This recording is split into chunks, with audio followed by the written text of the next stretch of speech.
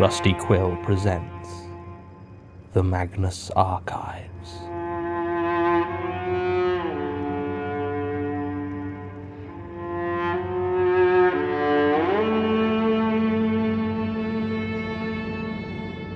Episode 44, Tightrope.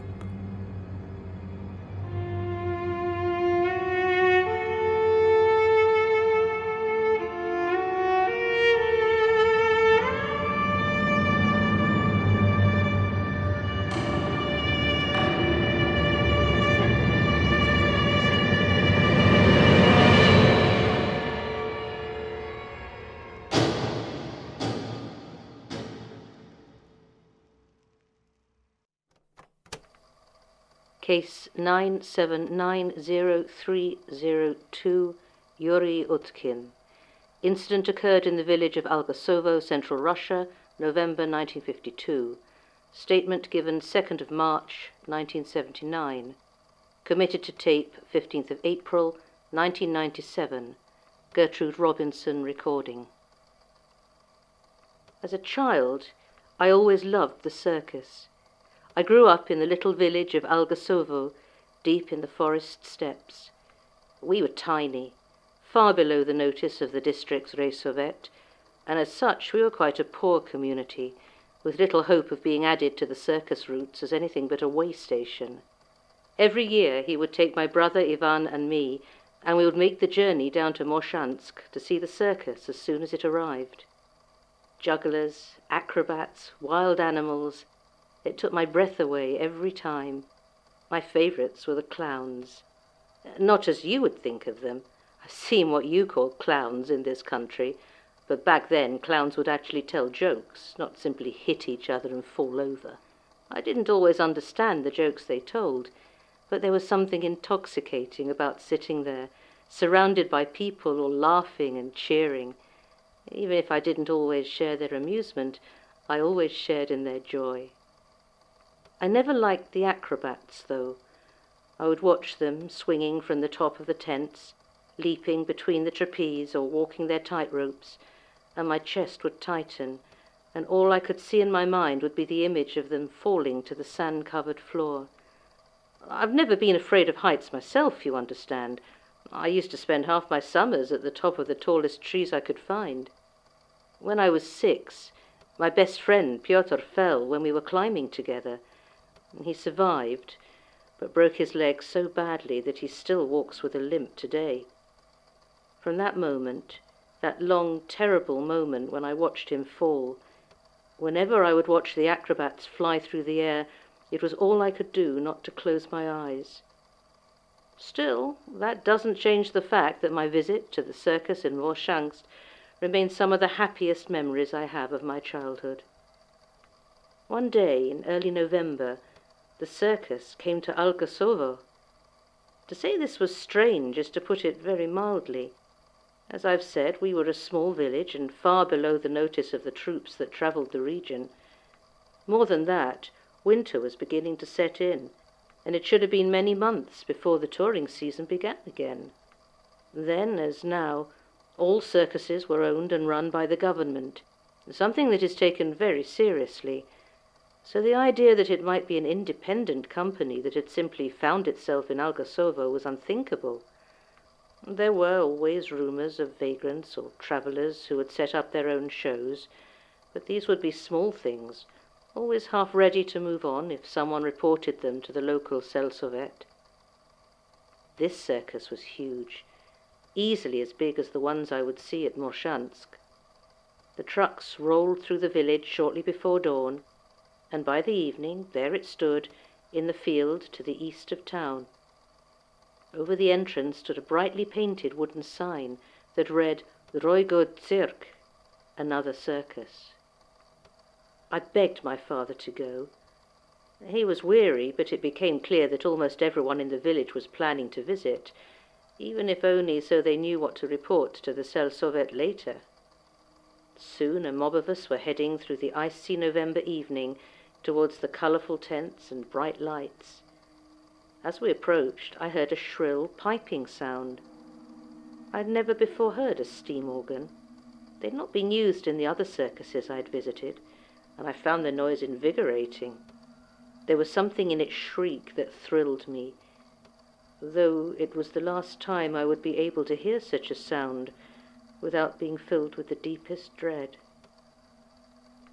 There was no fence around the outside, but instead the gate stood alone before the circus, with the name illuminated by gaslights either side.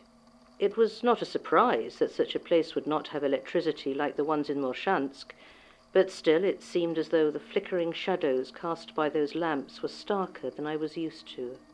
Next to the gate stood a short woman in a leotard, seemingly oblivious to the cold. As the group of us approached, she began to wave with a slow, languid motion and called over for us to come in. The circus was open, she said, and all were welcome. Her voice was strange.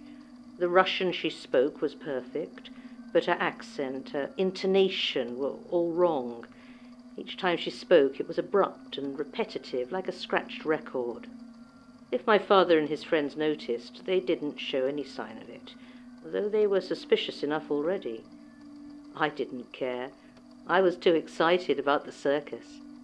Ivan was even keener than I was, and upon hearing this invitation, he burst out of the crowd and ran eagerly through the gate.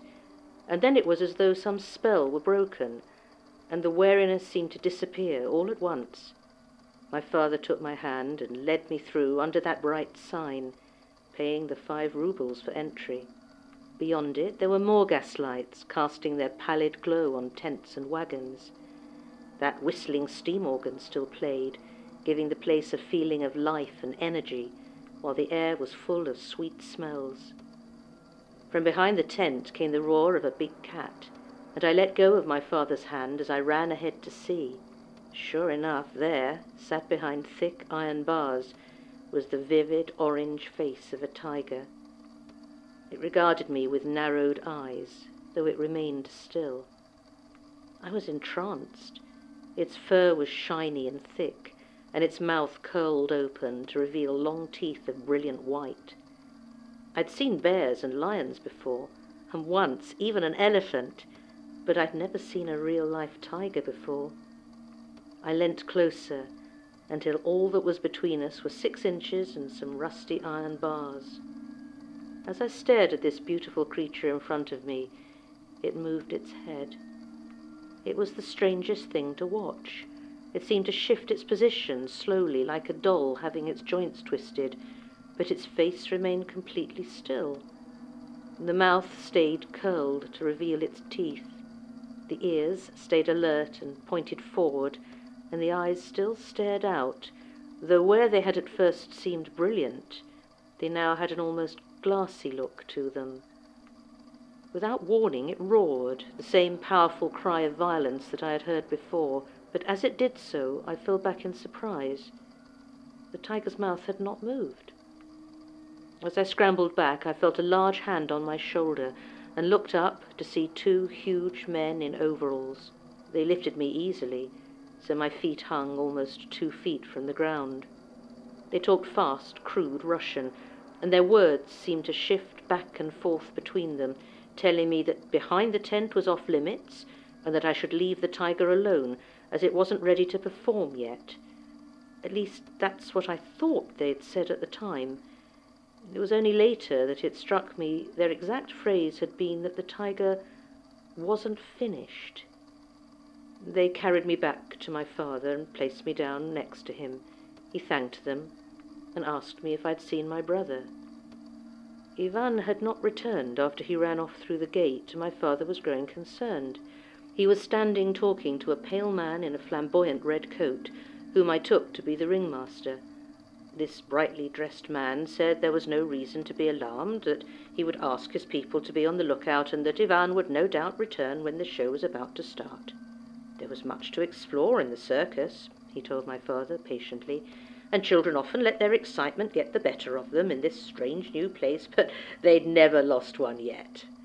This last part he said with a smile that I think was supposed to be reassuring, but reminded me too much of the tiger with its shiny, unmoving teeth. I left them arguing there and went off to find Ivan. In my 10-year-old's mind, I was sure that I would be able to figure out where my younger brother had wandered to. I would return triumphant, and my father would tell all the village of how well I had done. As I walked, I became fascinated by the flickering gaslights, some clear and bright, others behind coloured glass, and decided that Ivan would also have been drawn to them. So I followed them round the tent, through the wagons and trucks, until I found myself standing before a smaller tent, set off to the side of the big top. There was another wooden sign across the top. This one appeared to be written in English. I did not then understand what it said. Knowing what I know now, I believe it said Freak Show.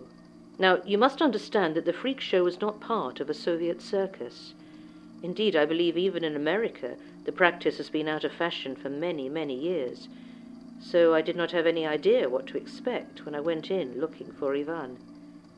What I saw inside is one of the main reasons that I'm so sure that my experience deserves to be in your library. It's the reason I went to Moscow to study medicine, for the people, if such they can be called, that I saw in there were of such grotesque proportion and bodily forms that I became obsessed with learning how it was they might still live. It was only when I was many years into my medical training that I finally accepted that, scientifically, such things were not possible. The mouth cannot function if it's located anywhere other than the face. Limbs cannot bend like rubber. A man cannot walk and talk and stare without a head. You will, I hope, forgive my lack of precise descriptions. It has been 27 years since that night, and I can no longer clearly distinguish between what is memory and what is nightmare. I walked along the row of cages.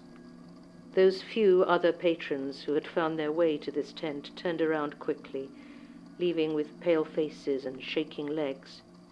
But I was determined to find Ivan. I closed my eyes as I walked, opening them only momentarily every few steps to check if he was there.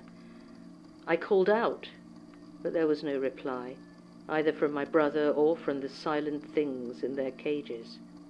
Finally I reached the end of the tent. The last cage was empty, save for a large Hessian sack. It was tied by thick rope, wrapped around so tightly that it bulged through the gaps in its binding. I took momentary comfort in the fact that it was far too big to be Ivan. Still, I found myself approaching it, curiosity momentarily overcoming my growing sense of dread. Then, in the distance, the steam organ began to play, announcing the start of the show, and the bag began to move. It contorted itself, pulsing and throbbing like a wounded animal's stomach, and fell heavily forward. I screamed and fled out into the frozen night.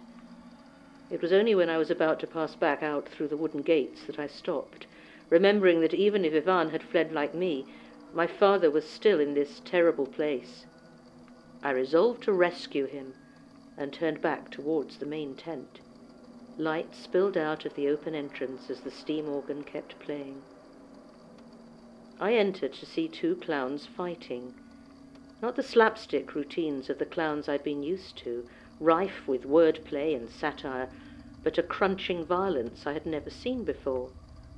One of them, huge and scowling in white and purple polka dots, pinned down its smaller companion, whose bright yellow shirt was now streaked with red. With each blow from the big clown, the crowd, among whom I could clearly see my father, howled with laughter and cheers. The laughter didn't sound right. None of it was right. It was as though I was looking at a tent full of vicious strangers, every one of whom wore a face I had known since birth.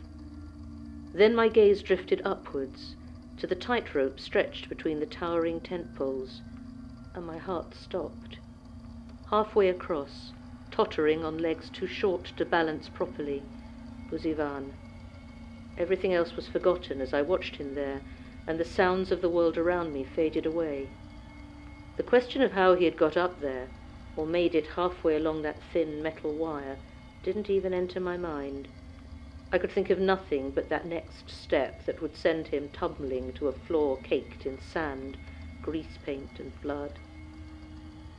No one else in the audience or the ring seemed to have noticed him up there, and my throat had closed too tight to call to them.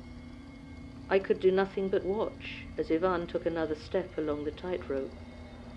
He swayed to one side, then the other, and I could see he was crying, tears falling to the floor like single drops of rain. He took another step, and then another. He did not fall. I watched in amazement as my 7-year-old brother walked and walked. My heart was still clenched in fear, and I could not breathe. Ivan took his final step, lifted his right foot, and placed it upon the platform on the opposite tent pole. He had made it.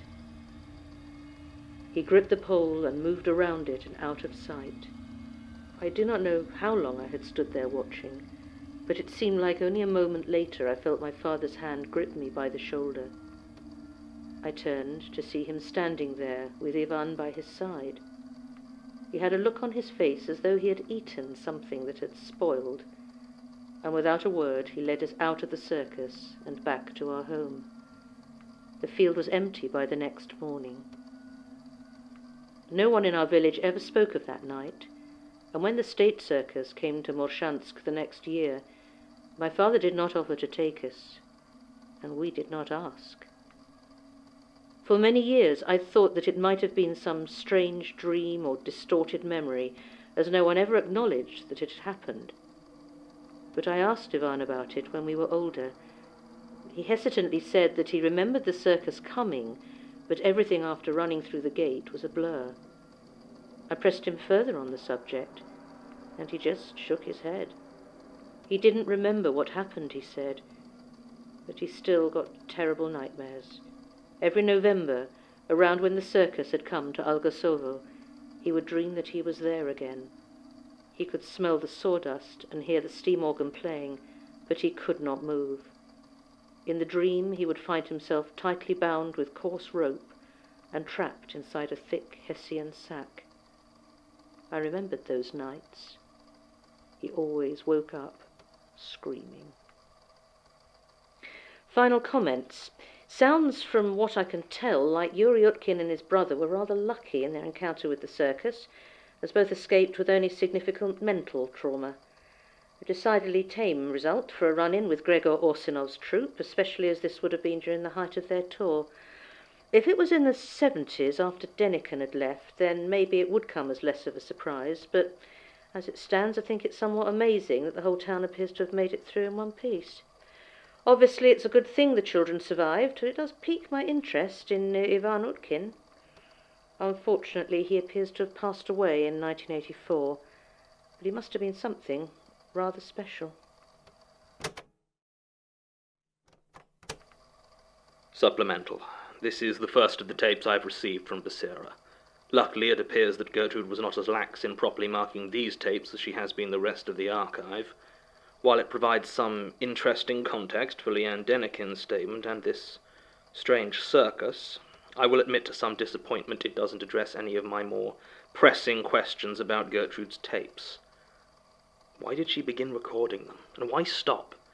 If she'd been doing so right up until her death, she would have likely gotten through much of the archive, and moreover, I wouldn't have had to find this tape player tucked away in the storage room, covered in dust and cobwebs.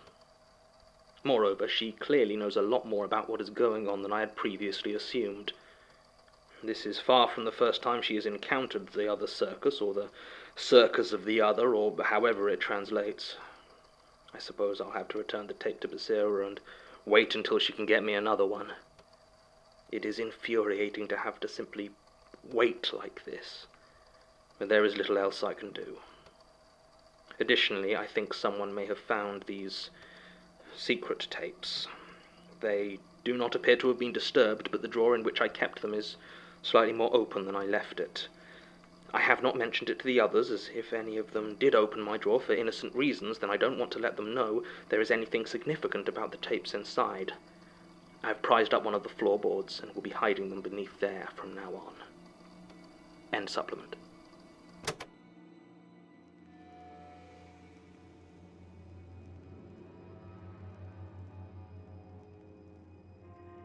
The Magnus Archives is a podcast distributed by rustyquill.com and licensed under a Creative Commons Attribution Non-Commercial Share-alike 4.0 international license. Today's episode was written and performed by Jonathan Sims, produced by Alexander J. Newall and Mike LeBeau, and directed by Alexander J. Newall. To subscribe, view associated material, and make donations, visit rustyquill.com. Rate and review us on iTunes, tweet us at The Rusty Quill, visit us on Facebook or email us at mail@rustyquill.com.